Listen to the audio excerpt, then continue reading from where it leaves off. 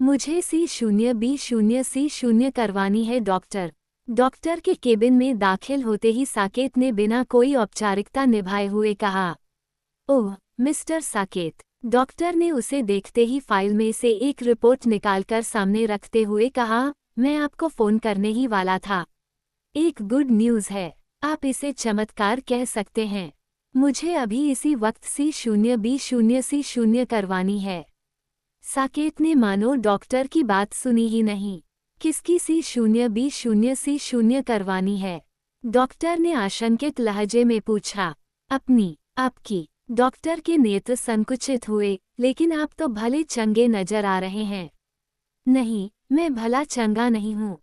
साकेत ने अपने लहजे पर जोर देते हुए कहा, मैं अंदर से खोखला हो रहा हूँ। डॉक्टर कोई प्रतिक्रिया व्यक्त करने के बजाय आंखों में संदेह लिए हुए साकेत को घूरते रहे। प्लीज डॉक्टर, ये बेहद जरूरी है मेरे लिए।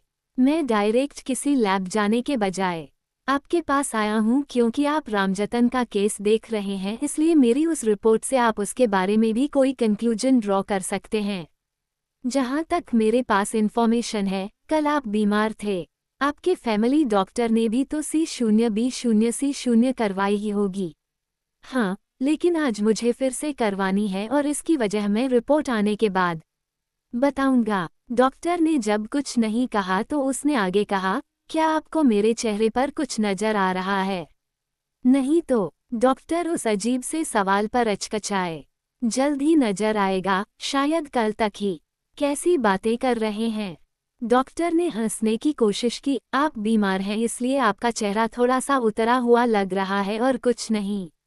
और इसके बारे में क्या कहेंगे आप? साकेत ने अपना हाथ डॉक्टर की ओर बढ़ा दिया, जहां उभरी हुई नसें नजर आ रही थीं। ये तो वेरिकोज वेन्स है, एक साधारण सी बीमारी जो तब होती है जब नसों के वाल्व में कोई इरेगुलरिटी आती है और ब्लड डिफरेंट डायरेक्शंस में फ्लो करने लगता है। इसके ट्रीटमेंट की तब तक कोई खास जरूरत नहीं होती है, जब तक कि इसकी वजह से दर्द या कोई और समस्या न उत्पन्न होने लगे। कुछ लोग इसलिए भी इसके ट्रीटमेंट के चक्कर में डॉक्टर के पास जाते हैं क्योंकि भद्दे लगने वाले इन निशानों के साथ वे सहज नहीं होते हैं। वैसे तो ये शरीर के किसी भी हिस्से में हो सकता है, पर आमतौर पर पैर में ज़्यादा होता है। मुझे ये बीमारी आनन फानन लगी है डॉक्टर, कल तक ये नहीं था मुझे। तो क्या इसीलिए आपको C0B0C0 का ख्याल आया? नहीं, उसकी वजह दूसरी है। मैं एक पॉइंट को लेकर श्योर होना चाहता हूँ। ओके, डॉक्टर ने दीर्घ निश्वास भरकर कहा और किसी वार्ड बॉय का नाम लेकर पुकारा। वार्ड बॉय चैम्बर में दाखिल हुआ और डॉक्टर के आदेश पर साकेत का ब्लड सैंपल कलेक्ट करने के बाद चला गया। आई होप डॉक्टर की ये बात हवेली के किसी सदस्य को या नौकर को नहीं पता चलेगी। वो सब तो ठीक है, लेकिन आपके मन में चल क्या रहा है? आप किस बात को लेकर इतने परेशान हैं? डॉक्टर के चेहरे पर प्रश्नवाचक भाव उभरे। बस ये समझ लीजिए कि मैं ये मान चुका हूँ कि इस संसार में ऐसी बहुत सी चीजें हैं जो हम इंसानों के तर्कों से परे हैं, लेकिन इस यकीन तक पहुँचने के लिए मैंने अपना सब कुछ दांव पर लगाया हुआ है, यहाँ तक कि अपनी जिंदगी भी। मैं नहीं चाहता कि मेरे साथ बाकी लोग भी इस चक्कर में पड़े, इसलिए मैं जो कुछ भी करना चाहता हूँ अकेले करना चाहता हूँ और लोगों से बचकर करना चाहता हूँ। क्या आपका इशारा डायन की ओर है? डॉक्टर ने आशंकित लहजे में पूछा। साकेत ने कुछ देर तक डॉक्टर को घूरा और फिर बेहद संजीदा लहजे में कहा, अगर आप डायन पर यकीन नहीं करते हैं तो आपके लिए यही सुरक्षित है कि आप उस पर यकीन न करें। डॉक्टर को साकेत की बातों का मतलब समझ में नहीं आया और न ही उन्होंने समझने की कोशिश की। आप किसी चमत्कार की बात कर रहे थे, साकेत ने कहा। आपके सामने रामजतन की लेटेस्ट C0B0C0 रिपोर्ट रखी हुई है। Please check it. साकेत ने रिपोर्ट लिफाफे में से बाहर निकाली, उसे पढ़ा। चमत्कार वाकई हुआ था। अनबिलीवेबल। साकेत के नेत्र सुखद आश्चर्य से फैल गए। इस बार तो रामजतन का हीमोग्लोबिन लेवल नॉर्मल है। हाँ, वरना होता ये था कि ब्लड ट्रांसफ्यूजन के 2 दिन बाद फिर से उसी की नौबत आ जाती थी। इसका तो सीधा सीधा मतलब यही हुआ कि पिछले 2 दिनों में डायन ने उसका खून नहीं सोखा। और ऐसा इसलिए हुआ क्योंकि इन 2 दिनों तक हमने रामजतन की आंखों पर उस रहस्यमयी औरत की दी हुई पट्टी बांधी थी। रामजतन की ओर तेजी से बढ़ रही मौत के कदमों को सुनस्त्रा ने थाम लिया था। ये सोचकर साकेत का रोम रोम रोमांचित हो उठा। तो क्या सुनस्त्रा कोई कला जानती है? आखिर है कौन वो? क्या उससे मेरी दोबारा मुलाकात हो सकती है? क्या सोचने लगे आप? डॉक्टर के सवाल से साकेत के सवालों की श्रृंखला भंग हो गई। रामजतन की ज़हनी हालत कैसी है? प्रत्यक्ष में उसने पूछा। इस फ्रंट पर अभी कोई चमत्कार नहीं हुआ है। वह अभी भी उलझुल बड़बड़ा रहा है। उसकी उंगलियां अभी भी कुछ लिखने के काबिल नहीं हुई हैं। आई होप कि इस मामले में भी कोई चमत्कार जरूर होगा। अगर वह बोलने या लिखने के काबिल हो जाएगा तो हमें ये मालूम हो सकता है कि वास्तव में उस रात उसके साथ क्या हुआ था। आमीन। मेरी रिपोर्ट आप मुझे व्हाट्सएप पर सेंड कर दीजिएगा प्लीज। Of course. इसके बाद साकेत डॉक्टर का औपचारिक धन्यवाद ज्ञापन करने के बाद केबिन से बाहर आ गया। साकेत के दोनों हाथ बुरी तरह कांप रहे थे। उसके एक हाथ में एक दिन पुराना C0B0C0 रिपोर्ट था और दूसरे हाथ में मोबाइल था जिसमें डॉक्टर द्वारा अभी अभी भेजे गए नए C0B0C0 रिपोर्ट की PDF फाइल खुली हुई थी। पिछले रिपोर्ट में उसका हीमोग्लोबिन लेवल 15 दर्ज था और आज के रिपोर्ट में वह लेवल 10 पर आकर ठहर गया था। ये सिस्टम जेनरेटेड एरर नहीं हो सकता है। 24 घंटों के भीतर हुए 2 कॉन्जेक्यूटिव टेस्ट्स में इतना वेरिएशन ह्यूमन मिस्टेक का नतीजा नहीं हो सकता है। क्या डायन को देखने की कीमत ये है कि मैं भी अब दिन प्रतिदिन मौत के करीब होता जाऊंगा? नहीं, मुझे डॉक्टर से बात करके एक बार लैब का रिकॉर्ड भी चेक करवाना चाहिए या फिर उसी सैंपल की दोबारा एनालिसिस करवानी चाहिए। साकेत ने बेचैनीपूर्वक पहलू बदलते हुए डॉक्टर का नंबर डायल किया लेकिन आउट ऑफ कवरेज एरिया के कारण संपर्क स्थापित नहीं हो पाया। उसने कई दफे प्रयास किया मगर नतीजा 0 रहा। अंततः उसने रिपोर्ट की हार्ड कॉपी को दराज में सरकाया और मोबाइल में खुली सॉफ्ट कॉपी को क्लोज करके ब्राउज़र को ओपन किया लेकिन ब्राउज़र में कुछ सर्च करने से पहले उसने स्वेटर उतारा फिर शर्ट उतारा और आईने के सामने पहुंचकर अपने जिस्म का मुआयना करने लगा। जिस बात की उसे तीव्र आशंका हुई थी वही हुआ था। नसों का वह रहस्यमयी गांठनुमा उभार जिसे डॉक्टर ने वेरिकोज वेन्स कहा था फैलकर उसके कंधे तक पहुंच चुका था और इस बात का पुख्ता संकेत दे रहा था कि जल्द ही वह पूरे जिस्म में फैलेगा। नहीं, साकेत ने बौखलाकर ब्राउज़र के सर्च बॉक्स में वेरिकोज वेन्स टाइप किया और सामने आए खोज नतीजों को एक सांस में पढ़ने के बाद खुद से बड़बड़ाने लगा, ये नेचुरल नहीं हो सकता। उसे सर्दी गर्मी किसी चीज का एहसास नहीं रहा और वह बनियान पहने हुए ही मोबाइल लेकर कामिनी के कमरे की ओर भागा। ये क्या, तुम्हें ठंड नहीं लग रही है? उसे देखते ही कामिनी दी दे फाड़ी। मेरे साथ बहुत अजीब हो रहा है भाभी। ये देखिए, उसने नसों की उभारों की ओर संकेत करते हुए कहा। ये तो कॉमन है। नहीं, ये कॉमन हो ही नहीं सकता। इस पर नजर डालिए। उसने अपने मोबाइल का डिस्प्ले कामिनी की ओर किया जिस पर अभी भी वेरिकोज वेन्स का सर्च रिजल्ट नजर आ रहा था। मेडिकल साइंस में इसे वेरिकोज वेन्स नाम की कोई बीमारी कहा जाता है जो मोस्ट कॉमनली पैर में होता है लेकिन मेरे केस में तो ये पूरे जिस्म में हो रहा है। मैं इसे अजीब इसलिए कह रहा हूँ भाभी क्योंकि ये सब मेरे साथ पिछले 24 घंटों में शुरू हुआ है। There is a lot of sinister in my life in the past 24 hours. 24 घंटों के अंदर मेरे जिस्म में खून की कमी हो गई। मेरी आंखों के इर्द गिर्द काले घेरे बनने लगे। क्या कहा तुमने? कामिनी चौंकी। खून की कमी हो गई? हाँ, साकेत अपनी घबराहट पर काबू पाने की कोशिश करते हुए बोला, मेरी बेहोशी के दरमियान हमारे फैमिली डॉक्टर ने जो ब्लड टेस्ट कराया था उसमें मेरा HB लेवल 15 था लेकिन मैंने दोबारा जो ब्लड टेस्ट कराया उसमें ये लेवल सीधे 10 पर पहुंच गया। 1 मिनट, कामिनी के लहजे में उलझन थी। तुमने दोबारा ब्लड टेस्ट क्यों कराया? मैंने वॉशरूम में अपनी आंखों के आसपास डार्क सर्कल्स देखा और फिर नसों का ये उभार। मेरे मन में ये ख्याल आया कि कहीं ये सब डायन को देख लेने के कारण तो नहीं हुआ। इसी ख्याल की बदौलत अपने शरीर में खून की मात्रा जांचने के लिए मैंने C0B0C0 करवाया। मैं ये सब बातें आप लोगों से शेयर नहीं करना चाहता था, लेकिन फिर रिपोर्ट्स में स्ट्रेंज वेरिएशन देखकर मुझसे रहा नहीं गया। हे भगवान, कामिनी ने माथा पीट लिया। तुम्हें हो क्या गया है? हो क्या गया है का क्या मतलब हुआ? क्या आपको नहीं पता? साकेत ने कामिनी को यूं घूरा जैसे वह पागल हो। यहाँ मेरी जिंदगी में लंका दहन हो गया और आप पूछ रही हैं कि सीता कौन थी? मैंने सुनस्त्रा के टोटके को पूरा करके अपनी जिंदगी में डायन को बुला लिया और आप कह रही हैं कि मुझे हो क्या गया है? अजीबोगरीब दृश्य देखकर मैं 8 घंटे बेहोश रहा और आप कह रही हैं कि मुझे हो क्या गया है? मेरी बात सुनो साकेत, कामिनी लगभग झुंझलाते हुए बोली, पागल मत बनो। डायन नहीं होती है। वल्लभगढ़ में कोई डायन नहीं है। पूर्णमासी की रात मंदिरों के खंडहर वाले तालाब में कोई डायन नहाने नहीं आती है। रामजतन को भी सदमा लगा और तुम्हें भी सदमा ही लगा जो तुम 8 घंटे बेहोश रहे। साकेत स्तब्ध रह गया, मानो असली सदमा उसे कामिनी की बातों से लगा।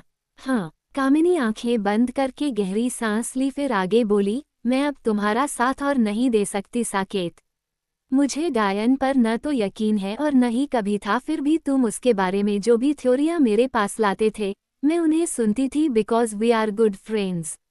मुझे लगता था कि तुम दादी की मौत पर सेंसिटिव हो चुके हो, इसलिए तुम्हारी बकवास को खारिज करने के बजाय उन्हें सुनना चाहिए, लेकिन तुमने तो हद ही कर दी यार। डायन को अपने गले से ही लगाकर बैठ गए। दादी को आखिरी दिनों का दौरा पड़ा था, तुमने उसे डायन से जोड़ दिया। उन्होंने अंतिम समय में डायन का नाम क्यों लिया? उन्होंने तुम्हें कभी डायन के बारे क्यों नहीं बताया? ऐसे तमाम सवाल गढ़कर तुमने साधारण सी बात को रहस्य का जामा पहना दिया। किसी सिरफिरे लेखक की तरह गांव के फोकटेल को दादी से जोड़कर एक काल्पनिक दुनिया बसाकर खंडहर की खाक छानने लगे। और मुझे खंडहर में जो औरत मिली उसका क्या? कोई औरत नहीं मिली थी तुम्हें। वो महज तुम्हारी कल्पना थी। उसने मुझे डायरी दी थी। वो डायरी अभी भी मेरे पास है। अंगूठी तो आपने भी अपनी आंखों से देखी है। वो डायरी और अंगूठी तुम्हें कहीं पड़ी हुई मिली होगी। उसके बाद तुमने सुनस्त्रा की जो कहानी गढ़ी, रात के 12 बजे हवेली के बाहर निकलकर जो ऊटपटांग हरकतें की, वो सब तुम्हारी कल्पना थी। तुमने स्टीफन किंग की सीक्रेट विंडो सीक्रेट गार्डन पढ़ी है न? तुम्हें याद है न कि उस साइकोलॉजिकल थ्रिलर में किस तरह एक लेखक की कल्पना ही उस पर हावी हो जाती है? ठीक यही तुम्हारे साथ भी हुआ है Saket. You are stuck in your own imagination. You have created an imaginary world surrounding yourself and you don't want to get out of that. ये मेरी इमेजिनेशन नहीं है भाभी। सुनस्त्रा हॉस्पिटल में गई थी, इसकी गवाही डॉक्टर भी दे सकते हैं। मेरे शरीर के ये निशान, मेरी आंखों के ये काले घेरे और मेरे हीमोग्लोबिन लेवल का डाउन हो जाना, ये सब कुछ कल्पना नहीं है। ये सब कुछ डायन के रहस्य से जुड़ा हुआ है। सुनख्वा के बारे में डॉक्टर गवाही दे सकते हैं क्योंकि वे भी तुम्हारी कल्पना को अचानक खारिज करके तुम्हें मेंटल शॉक नहीं देना चाहेंगे। तुम्हारे शरीर के निशान एक कॉमन बीमारी के तहत हैं और तुम्हारी आंखों के काले घेरे तुम्हारे देर तक बेहोश रहने की वजह से हैं। तुम्हारे एचबी लेवल के सडन फॉल की वजह ह्यूमन एरर है। तुम्हारे दोनों टेस्ट्स अलग अलग पैथोलॉजिकल लैब में हुए हैं, इसलिए ऐसे वेरिएशंस नेचुरल हैं। साकेत लाजवाब हो गया, उसकी सांसें तेज हो गईं। सर्द आलम में केवल एक बनियान पहनने के बावजूद वो पसीने से भीग गया था। मेरी बात सुनो, ध्यान से सुनो। कामिनी उसके दोनों कंधों पर हाथ रखते हुए समझाने वाले लहजे में बोली, तुम बस एक बार फिर से चीजों को कॉमन पॉइंट ऑफ व्यू से देखना शुरू कर दो। सब कुछ ठीक हो जाएगा। मैं हूं न तुम्हारे साथ। साकेत ने कामिनी का हाथ झटक दिया।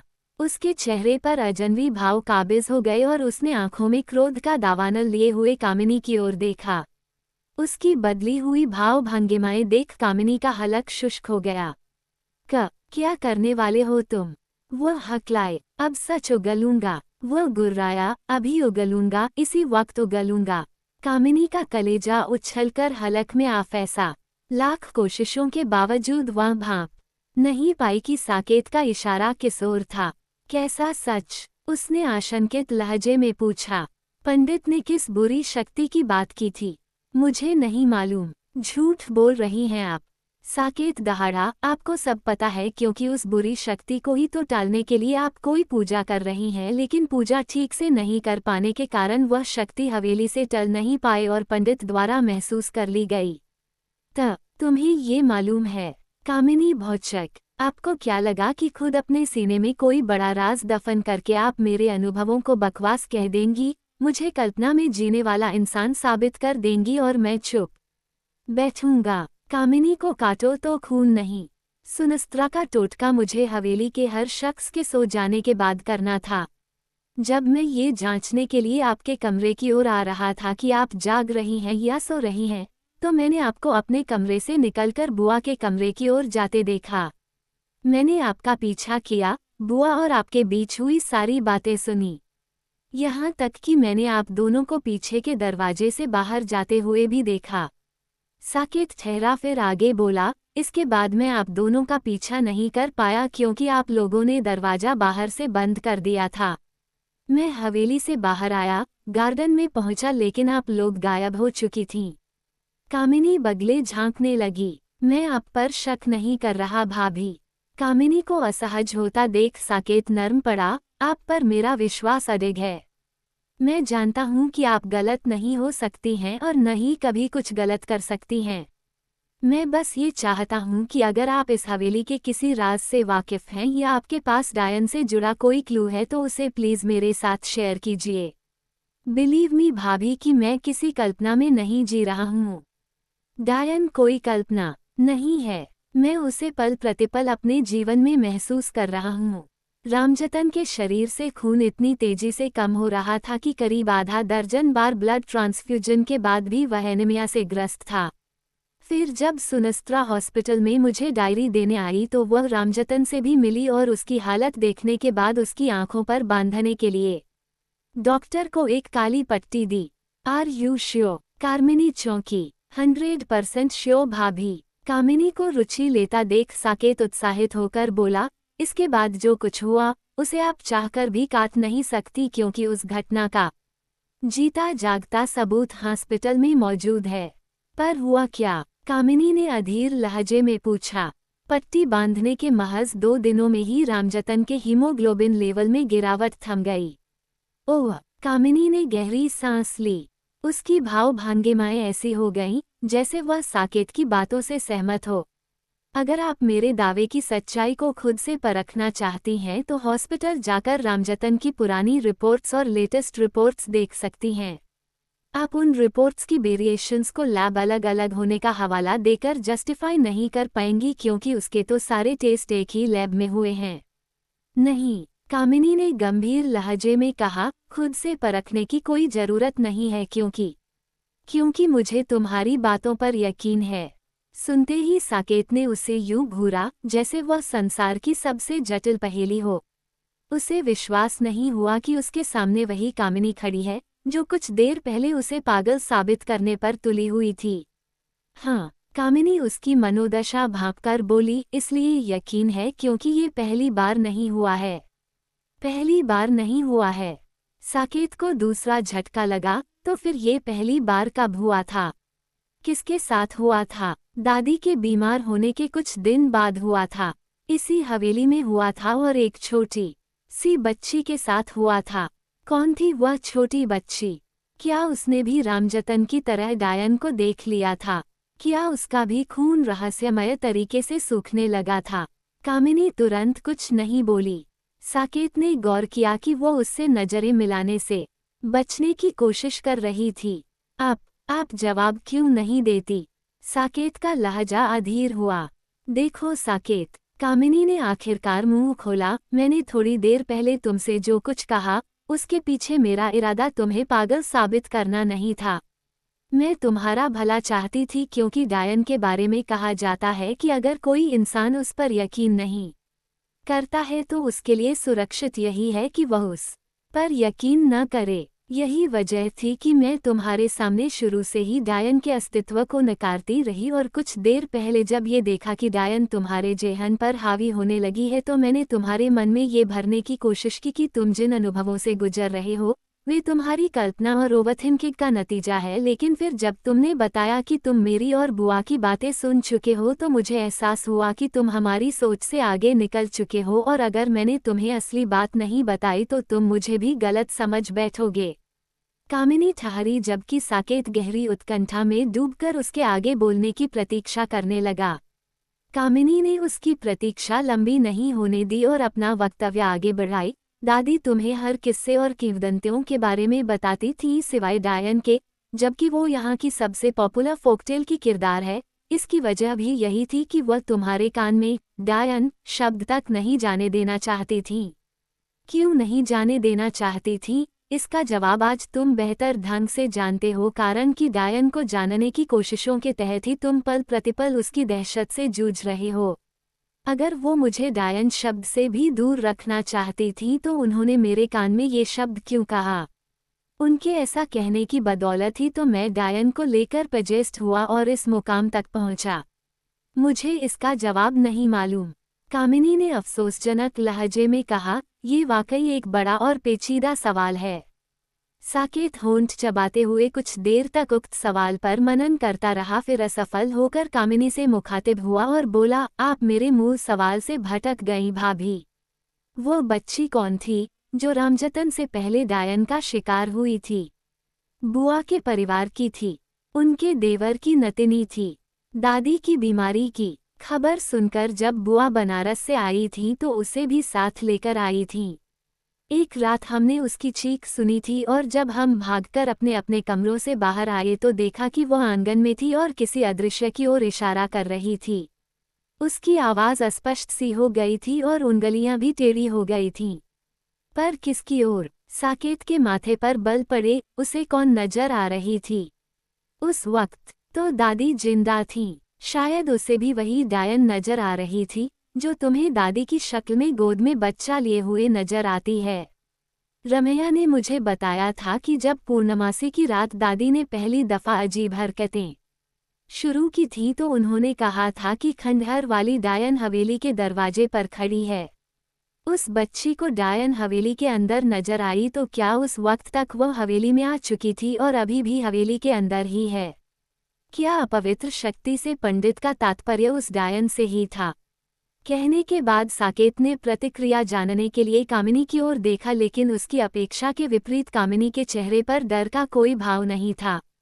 जब उसने कई क्षणों तक कोई प्रतिक्रिया नहीं व्यक्त की तो साकेत ने आगे कहा, अगर वाकई ऐसा है तो डायन उस लड़की के बाद सिवाय मेरे किसी और को क्यों नहीं नजर आई? आपके और बुआ के बीच क्या राज है? उस बुरी शक्ति को टालने के लिए आप कौन सी पूजा कर रही हैं? पूजा ठीक से क्यों नहीं हो पा रही है? आप दोनों अमावास की उस रात कहाँ गई थीं? कामिनी एक बार फिर असहज होने लगी।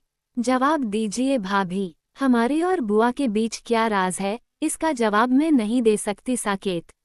कामिनी ने चेहरा दूसरी ओर घुमाते हुए कहा, पर यकीन करो वह जो कुछ भी है हवेली की भलाई के लिए ही है। अगर ऐसा है तो उसे बताने में क्या हर्ज है, जबकि आप ये जानती भी हैं कि मेरे लिए डायन के राज तक पहुंचना कितना अहम हो चुका है। मेरा खून सूख रहा है, मुझे अजीबोगरीब बीमारी पकड़ रही है, मैं पल प्रतिपल मौत के करीब होता जा रहा हूँ। नहीं साकेत, कामिनी ने साकेत के होठों पर अपनी उंगली रख दी, ऐसा कुछ नहीं होगा। प्लीज यकीन करो मेरा, अपनी दोस्त पर यकीन करो। मेरी और बुआ के बीच जो कुछ भी है उसे तुम्हें कोई नुकसान नहीं होगा बल्कि भला ही होगा। आप एक नया सस्पेंस क्रिएट कर रही हैं भाभी। आप बताती उद्धरण चिन्ह इट्स अ रिक्वेस्ट प्लीज। कामिनी के अनुरोध को साकेत टाल न सका और मन महसूस कर रह गया। बुआ के घर की उस लड़की के साथ आगे क्या हुआ? थोड़ी देर बाद उसने पूछा।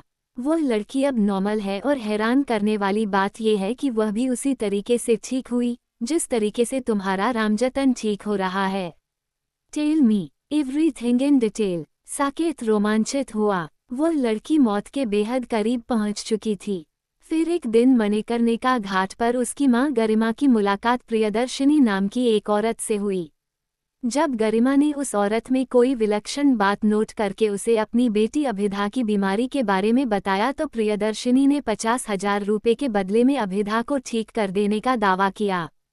गरिमा तैयार हो गई। फिर उसी रात प्रियदर्शिनी 7 कंकड़ लेकर उसके पास आई और उन कंकड़ों को लाल कपड़ों में बांधकर अभिधा के शरीर से 7 जगहों पर बांधने के लिए बोली और साथ ही आंखों पर काली पट्टी बांधने की भी हिदायत दी।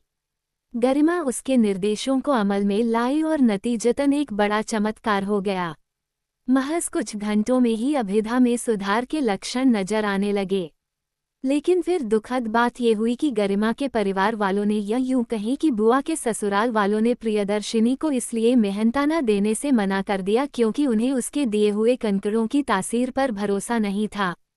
सिर्फ इतना ही नहीं, वे उसके साथ बेहद बदतमीजी से पेश आए थे और वो उनके यहाँ से दुखी और अपमानित होकर लौटी थी। फिर उसी रात बुआ के देवर गिरधारी लाल, जिनके परिवार का ये वाकया है, हार्ट अटैक से चल बसे। बुआ बता रही थी कि उन्होंने ही प्रियदर्शिनी को सबसे ज्यादा जलील किया था। बुआ के यहाँ इतना बड़ा हादसा हो गया और बुआ अपने घर नहीं गईं। और न ही ये बात कभी उनकी जुबान पर आई। साकेत के माथे पर बल पड़े। ये बात मुझे और बाबूजी को उसी दिन पता चल गई थी जिस दिन बनारस से फोन आया था। चूंकि दादी की मौत पहले ही हो चुकी थी और रिवाज के मुताबिक मातम वाले घर से 13 दिन तक किसी का कहीं आना जाना वर्जित होता है, इसलिए वे नहीं गईं। जहां तक 13वीं के बाद भी न जाने का सवाल है तो इसके पीछे वजह मृतक भोज में हुई घटना है।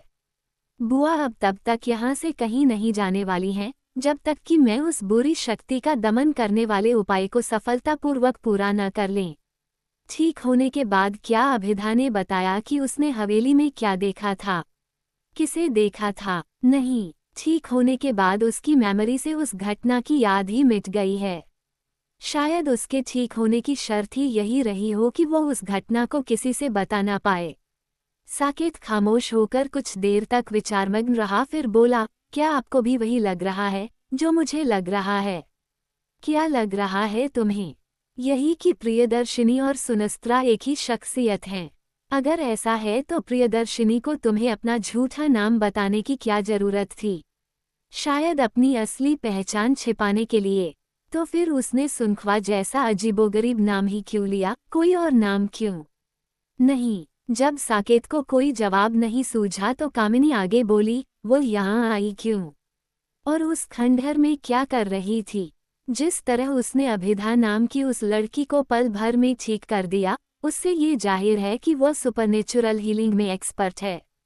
मुझे लगता है कि अभिधा का केस हैंडल करने के बाद वह डायन के बारे में और अधिक एक्सप्लोर करने के लिए, रिसर्च करने के लिए यहाँ आई थी या फिर आई है। वह डायन की हड्डी क्यों ढूंढ रही है? मेरे इस सवाल पर उसने कहा था कि डायन की हड्डी कई दुर्लभ और असाध्य बीमारियों को ठीक करने के काम आती है। इट में भी कि वह सुपरनेचुरल हीलिंग्स के लिए जो तरीका, जो रेमेडीज अपनाती हो, उसमें डायन की हड्डी की अहम भूमिका होती हो। होने को तो कुछ भी हो सकता है। कामिनी गहरी सांस लेते हुए कंधे उचकाए, हम और तुम तो केवल अनुमान और रीजनिंग की बदौलत ही कोई राय कायम कर सकते हैं, जो हकीकत के करीब भी हो सकती है और उससे कोसों दूर भी। हम, साकेत ने विचारपूर्ण मुद्रा बनाते हुए हुंकार भरी और फिर बोला, एक बात ये नहीं समझ में आई कि डायन को अभिधा ने देखा तो प्रियदर्शिनी ने उसे ठीक कर दिया, लेकिन वही प्रियदर्शिनी रामजतन के केस में कहती है कि उसे बचाया नहीं जा सकता। ऐसा कैसे? तुम जिसकी बात कर रहे हो वो प्रियदर्शिनी कहाँ है? वो तो सुनस्त्रा है। इतनी जल्दी प्रियदर्शिनी और सुनस्त्रा को एक मान लेना सही नहीं है। और अगर हम पल भर के लिए ऐसा मान भी लेते हैं तो ये मत भूलो कि अभिधा और रामजतन का केस एक जैसा नहीं है। अभिधा ने अगर वाकई डायन को देखा था तो हवेली में देखा था, जबकि रामजतन ने उसे पूर्णमासी की रात, उसकी साधना के वक्त देखा था। मुझे बनारस जाना होगा, साकेत ने निर्णायक लहजे में कहा। मुझे प्रियदर्शिनी या सुनस्त्रा में से किसी एक को ढूंढना होगा, क्योंकि वो एक अहम कड़ी लग रही है जो डायन के सच तक मुझे पहुंचा सकती है। क्या इस हालत में तुम्हारा कहीं जाना सही होगा?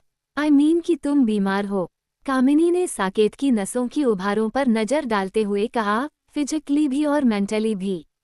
मैं केवल तब तक बीमार था जब तक अंधेरे में था। साकेत का लहजा आत्मविश्वास से ओतप्रोत था। अब मेरे पास डायन के पास पहुंचने का एक जरिया है।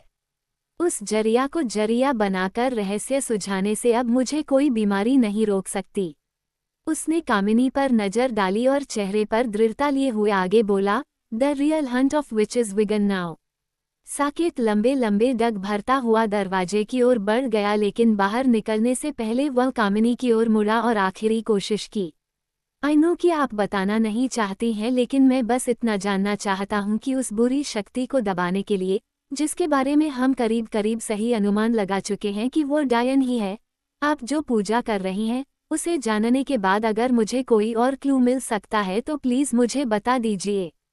बिलीव मी, आपका राज केवल मुझ तक ही रहेगा। मेरा यकीन करो साकेत, अगर उसे जानने से तुम्हें कोई मदद हासिल होती नजर आती तो मैं तुम्हें किसी अनजान सफ़र पर जाने देने की बनिस्बत उस बात को तुमसे शेयर करने का ऑप्शन चुनती।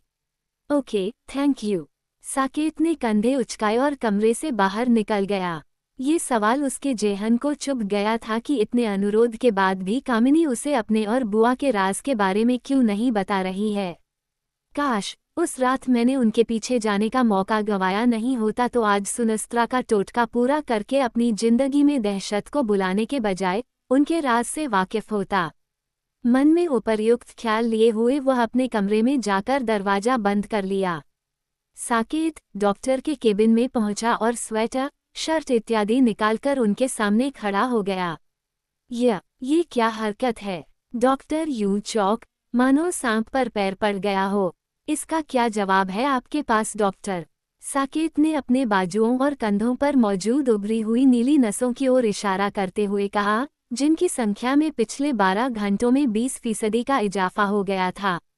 It's strange. उस रहस्यमयी घटना को वेरिकोज वेन्स कहकर सामान्य बताने वाले डॉक्टर भी इस दफे हैरान हुए बिना न रह सके। वे रिवॉल्विंग चेयर से उठे, साकेत के करीब पहुंचे और चश्मा निकालकर उन नसों को करीब से देखने लगे। आई नो डॉक्टर कि you don't have any logical explanation even anybody can't have. देखिए मिस्टर साकेत, डॉक्टर ने शांत लहजे में कहा, ह्यूमन बॉडी एक कॉम्प्लेक्स सिस्टम है। कब किस इरेगुलरिटी की वजह से क्या सिम्पटम नजर आने लगे, कुछ कहा नहीं जा सकता। आई नो कि पिछले कुछ दिनों में जो चीजें हमने ऑब्जर्व की हैं वे स्ट्रेंज हैं, लेकिन इस बिना पर हर चीज को सुपरनेचुरल से जोड़ देना समझदारी तो नहीं कही जा सकती है। लिसन टू मी डॉक्टर, मैं इस केस के उन पहलुओं से भी वाकिफ हूँ जिनसे आप वाकिफ नहीं है, इसलिए जो मैं देख पा रहा हूँ उसे आप नहीं देख पा रहे हैं। मैं आज आपसे कोई एडवाइस नहीं मांगने आया हूँ, बस कुछ क्लियर करने आया हूँ। डॉक्टर की सांकेतिक सहमति पाकर साकेत ने आगे कहा, कल से पहले हुई मेरी C0B0C0 और कल हुई C0B0C0 में मेजर वेरिएशन शो हुए हैं। कल की रिपोर्ट मैंने देखी है, लेकिन कल से पहले की आपने नहीं देखी है। कल से पहले मेरा HB लेवल 15 था, लेकिन कल ये 10 हो गया। नर्वस होने की बात नहीं है। मैं डिफरेंट लैब वाले मसले पर भी सोच चुका हूँ डॉक्टर। साकेत डॉक्टर की बात काटकर बोला, मैं बस इस बात को लेकर श्योर होना चाहता हूँ कि क्या ये वेरिएशन लैब डिफरेंट होने के कारण ही है कि या फिर वाकई मुझमें खून की कमी हो रही है। इसके लिए आपको आज फिर से अपना सैंपल देना होगा। इस बार C0B0C0 विद माइक्रोस्कोपिक एग्जामिनेशन के साथ आयरन प्रोफाइलिंग भी करवा लेते हैं। थैंक यू डॉक्टर, साकेत कृतज्ञ भाव से बोला, मुझे भी ऐसे ही कुछ की जरूरत महसूस हुई थी। आप रिपोर्ट्स व्हाट्सएप कर दीजिएगा क्योंकि मैं बाहर जा रहा हूँ। Of course. रामजतन की क्या प्रोग्रेस है? स्टेबल है, अब उलझलूल बकने के बजाय गुमसुम है। उंगलियां अभी भी ठीक नहीं हैं। साकेत एक गहरी सांस लेकर खामोश रह गया। उद्धरण चिन्ह वाराणसी उत्तर प्रदेश। होठों पर पान की लाली लिए हुए लाला ने उस आदमी को सिर से लेकर पांव तक घूरा जिसने थोड़ी देर पहले अपना नाम साकेत बताया था। वो उस औरत के बारे में पूछताछ करने आया था जिसका नाम प्रियदर्शिनी था और जो 3 हफ्ते पहले किराया चुकता किए बिना ही गायब हो गई थी तथा साथ में सिवाय लैपटॉप के अपना कोई सामान नहीं ले गई थी। यहाँ तक कि दरवाजे पर ताला भी नहीं लगाई थी। लगते का हो उसके? लाला ने ठेठ बनारसी अंदाज में पूछा। दोस्त हूँ उसका, कई दिनों से उसका फोन नहीं लग रहा है तो यहाँ पूछने चला आया। साकेत ने पहले से ही सोचा समझा जवाब दिया। दोस्त हो? लाला ने उसे संदिग्ध नजरों से घूरा। जी हाँ, बिल्कुल। उसके पूछने के अंदाज पर साकेत हकला गया। तो फिर चलो, लाला ने कमर पर दोनों हाथ यूं टिकाते हुए कहा, मानो कुश्ती लड़ने की तैयारी कर रहा हो। निकालो 6 महीने का किराया। ससुरी तो भाग गई, फोन भी नहीं लग रहा है उसका। तुम उसके यार हो तो जब मिले तो कर लेना उससे अपना हिसाब। क्या? साकेत के पैरों तले जमीन खिसक गई। काकू नहीं करो। लाला के चेहरे पर वहशत मंजर आई। नहीं तो कमरा में बंद करके पीटेंगे और अंधेरा होने पर काटकर गंगा में बहा देंगे। अरे ए कलुआ! पुकारे जाने के क्षण भर बाद ही कलुआ प्रकट हुआ। उसकी कद काठी और वेशभूषा ही ये बताने के लिए पर्याप्त थी कि वो लाला का पाला हुआ लठैत था। तनिक धर इसको तो, लाला ने साकेत की ओर इशारा करते हुए कहा। ईऊ सफेद नागिन का यार है, जो हमको चपत लगाकर भागी है।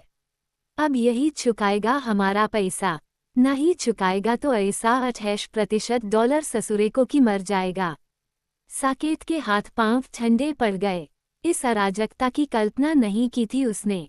बनारस आने के बाद वह सीधे मणिकर्णिका घाट पहुंचा था और वहां सुनस्त्रा का हुलिया बताकर लोगों से पूछताछ करने की कोशिश की थी।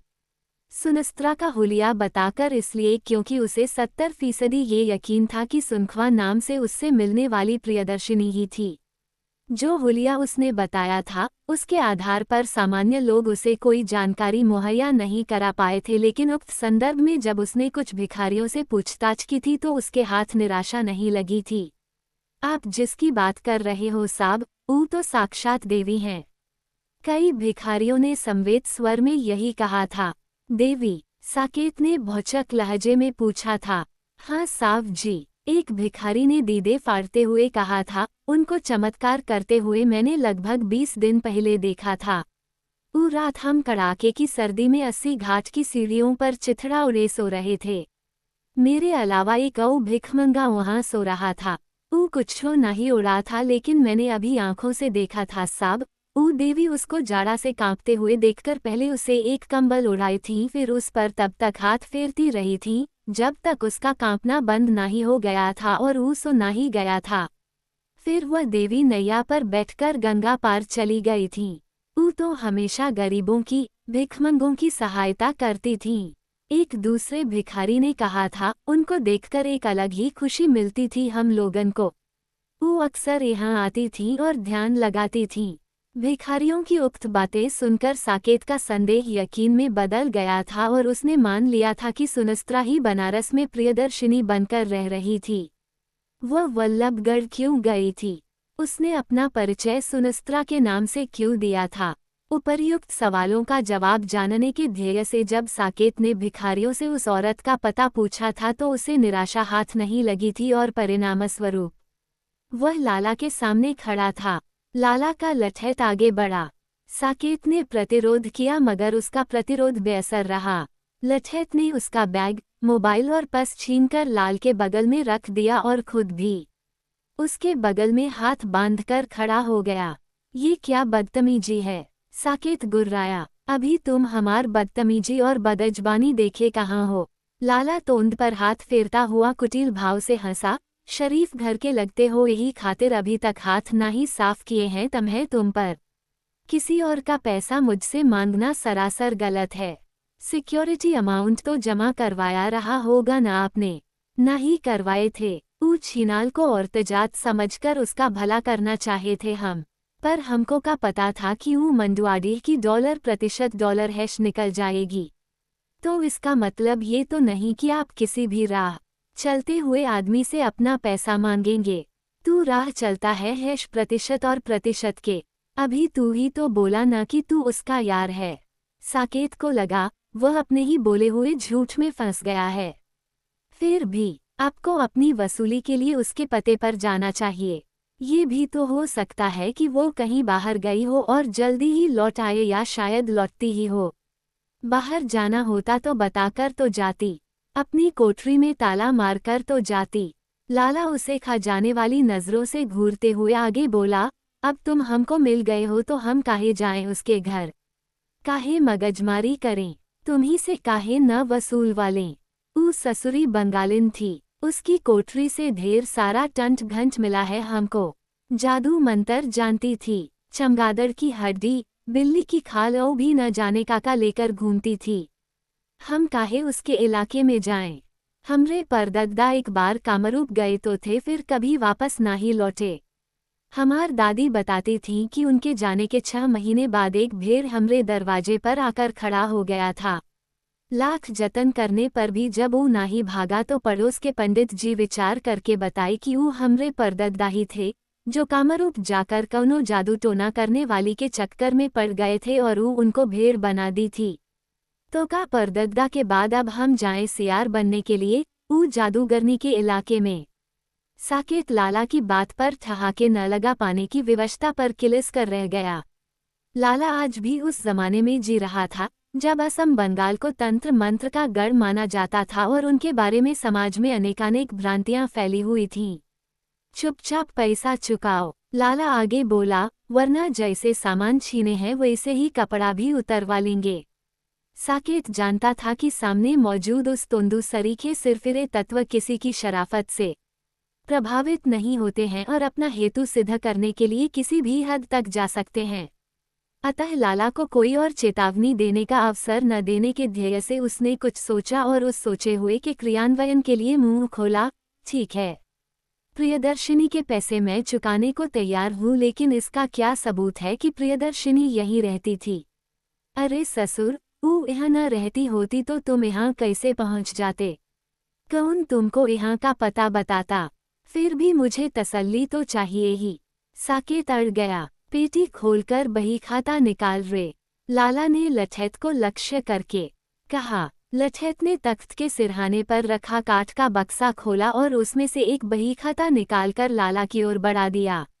लाला ने बही खाते का इच्छित पेज पलटा। ई देखो, उसका फोटो दस्तखत सब कुछ है यहाँ। साकेत बही खाते के उक्त पेज में झांका और वहां लगी प्रियदर्शिनी की फोटो देखते ही ये क्रिस्टल क्लियर हो गया कि वही सुनस्त्रा बनकर वल्लभगढ़ के खंडहर में विचर रही थी।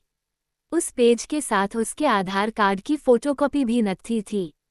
साकेत काफी देर तक उस पेज में झांकने का उपक्रम करता रहा, जबकि असलियत ये थी कि वह सुनस्त्रा का पता अपने जेहन में नोट कर रहा था। उक्त हेतु को साधने के बाद वह लाला से मुखातिब हुआ और बोला, ठीक है, कितना चुकाना होगा? 18,000 किराया और 4,000 हमरे उस खून का भी जोड़ लो, जो उसके भाग जाने पर हमने अपने पैसे के बारे में सोच कर जलाया है। फोन पे, गूगल पे या पेटीएम यूज करते हैं। साकेत जानता था कि वह तोंदू उक्त नामों से वाकिफ नहीं होगा, फिर भी उसने पूछा, ई का होता है? लाला ने भी उसके अनुमान को सही साबित कर दिया। ऐप होते हैं। कैश नहीं है मेरे पास, इसलिए सीधे आपके अकाउंट में ट्रांसफर करने की सोच रहा था। तो अब? लाला ने आशंकित लहजे में पूछा। मुझे मेरा वॉलेट दीजिए, उसमें डेबिट कार्ड है। आसपास किसी एटीएम का पता भी बताइए, मैं अभी कैश लेकर आता हूँ।